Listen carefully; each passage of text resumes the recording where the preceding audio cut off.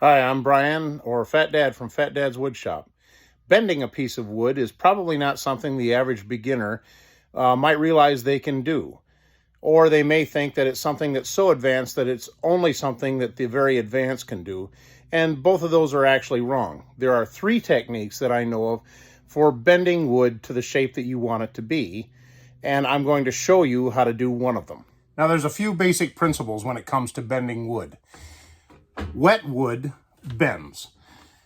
For larger, thicker pieces of wood, you can wet it down, sometimes use fabric softener, and you can put it in a steaming chamber, which you either have to buy or build. And over longer distances with bigger, thicker, heavier boards, you can bend that to a shape that you then attach to a frame where you put it inside a mold and wait for it to dry, and then it'll hopefully hold that shape. Now, that's pretty good. Thin wood bends even better. It bends when it's dry.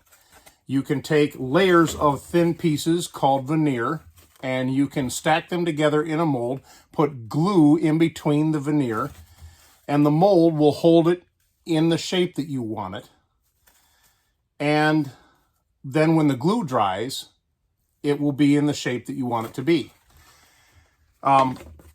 One thing to note, bending wood always goes along the grain, never across the grain. If you try and bend wood this way, it will bend without breaking, hopefully, if you don't bend it too hard.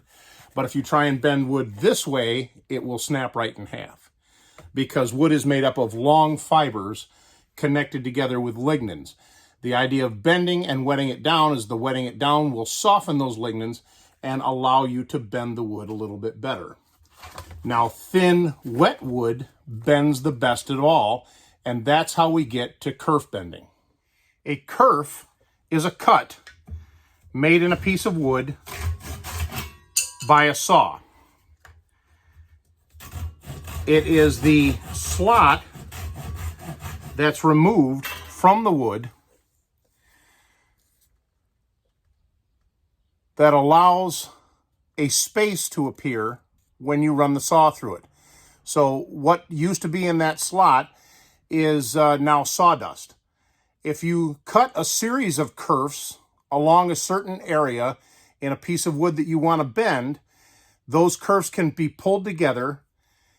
You'll leave a thin piece of wood on the outside of the curve, and you wet that whole thing down, and it allows the wood to bend in the shape that you want, but you're able to maintain the thickness of the wood originally.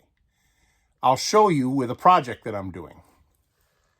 Of course, you're probably asking yourself, well, how many cuts do I make in order to make a certain bend that's a certain amount of degrees and a certain thickness of wood? And I'm glad you asked that question, because I've got good news for you. Somebody has already figured all of that out, and it's on the internet, and it's free. All you need to do is go onto the internet and type in kerf bending calculator, and one of the first ones that'll come up are usually a free calculator that will show you how to cut your kerfs. All you need to do at that point is plug in the information that you want, and it will tell you how to make your cuts.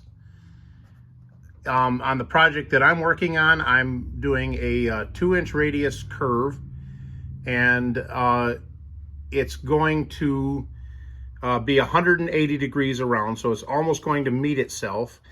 And one thing you may notice is that there's kind of some funky measurements on the center to center. 11/30 seconds is kind of a hard measurement to find. So what I'm going to do is just use 3/8 of an inch, because that's just a lot easier. And these kerf bends don't have to be absolutely hyper accurate, as long as you make your curve first and cut all of your other pieces to match it. Oh, and for my metric using people, there is a metric version of this program. Now, there are definitely different ways that you can use to cut the kerfs in the wood that you want to bend. Now, using a 90-degree angle and a straight edge, you could use a small router with a straight bit and make all your cuts with a small 1/8 inch straight cut bit.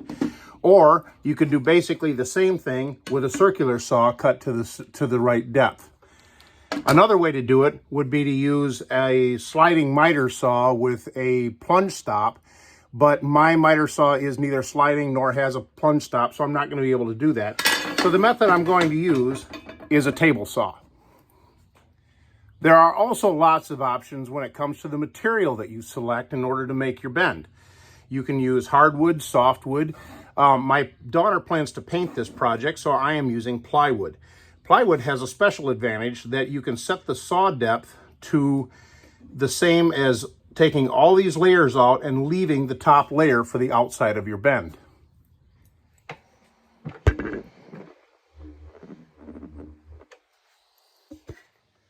Another important feature of the wood that you want to select is that you want to make sure that it doesn't have any knots. It should be clear wood. If you have knots in there, then that's a place for the wood to break when you actually start to bend it.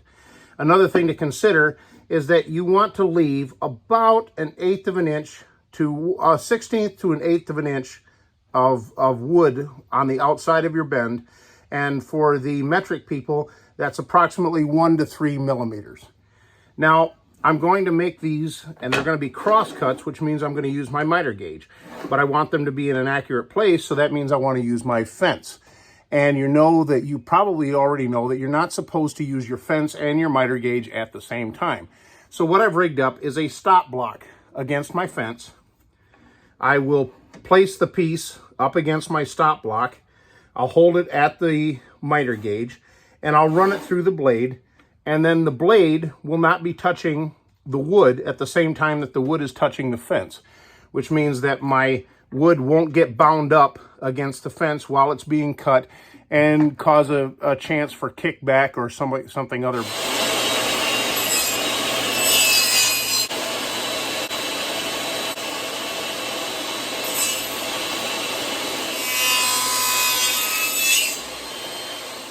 Now I've got all my kerf bends cut, and as you can see, it's already got a little bit of flexibility.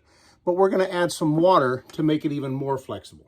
Now, if this were a piece of hardwood or softwood that I was going to stain or put some other kind of finish on it, I'd be using distilled water to soak this down. But since this is going to be painted, and I'm not too really worried about the water causing water stains, I'm just using regular tap water. And I'm surrounding this with wet paper towels, and we're going to let that soak for, a good 10-15 minutes. Because I really want all of those lignins in there to really get nice and loose. Now, while we're waiting for that to soak, I want to talk a little bit about glue. This is a polyurethane glue. I wouldn't normally use this in woodworking because it tends to foam up at the joint and sometimes cause inaccurate joints. But that feature actually works out to my advantage for something like this, because what we'll do is we'll put this polyurethane glue in all these cracks and it will foam up, especially since it's in a wetter environment, and those foams will fill in all the little cracks after the bend. Okay, I've let this soak for a little while, and now I'm going to check it. And you may have to wet this down more than once if it doesn't bend for you right away. And you don't want to just grab it and start pulling it. You want to kind of work it and massage it into place, because you don't want to hear any cracking. You just want to ease it into place. And over time, the wood will just sort of stretch into the shape that you want. And you can see as I do this, where those kerfs are just closing up and forming the inside of the curve. And I'm not hearing any cracking or anything, so that's a good sign. And I'm not putting any glue in here first. I'm just getting that initial bend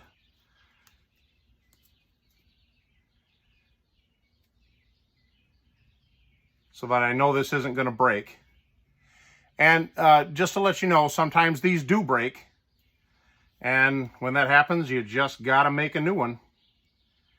And that really stinks. But that's the way it goes. So there I've got these touching. And what I'm going to do is I'm going to put the glue on now, and I'm going to clamp this and leave it overnight. So here comes the glue. And I'm going to get glue down into every one of these cracks.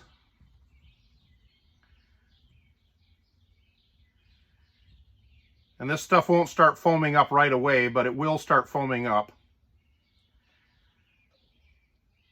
And what I'll do is I'll clamp this at the ends where they touch, and then I'll hang it by the clamp overnight, and I'll make sure that I have a towel or a rag or something underneath the clamps or underneath this glue, so that when it foams up, you don't end up with the polyurethane foam all over your floor, because we don't want that.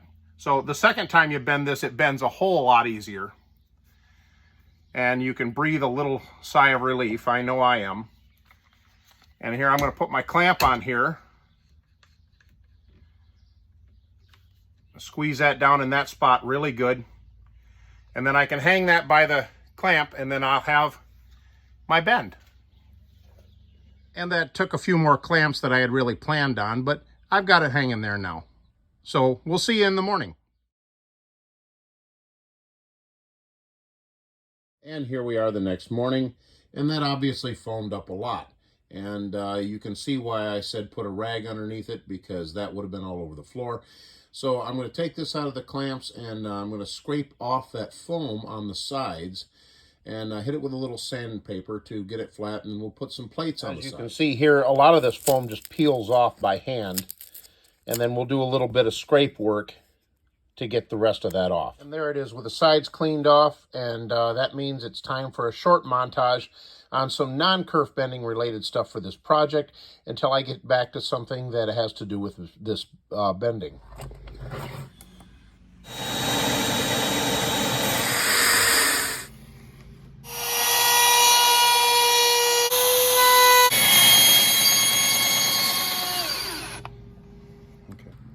There. And now I've got the outsides glued on to the project, and this is one of the reasons why I said you should do your curved part first, because as you can see, I've made these outsides oversized around the curve, and what I'm going to do is I'm going to cut these flush to this curve so that they perfectly match.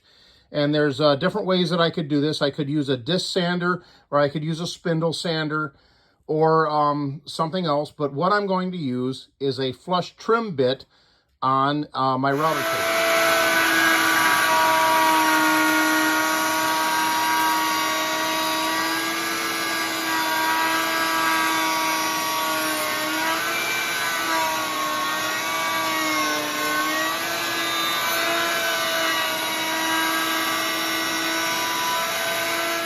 Okay, now I've got some more to go on this project, but as you can see, what it's going to end up being is a Bluetooth headset holder for my daughter. And like I said, she's going to end up painting this, and this will go on her desk, and it'll also hold her phone.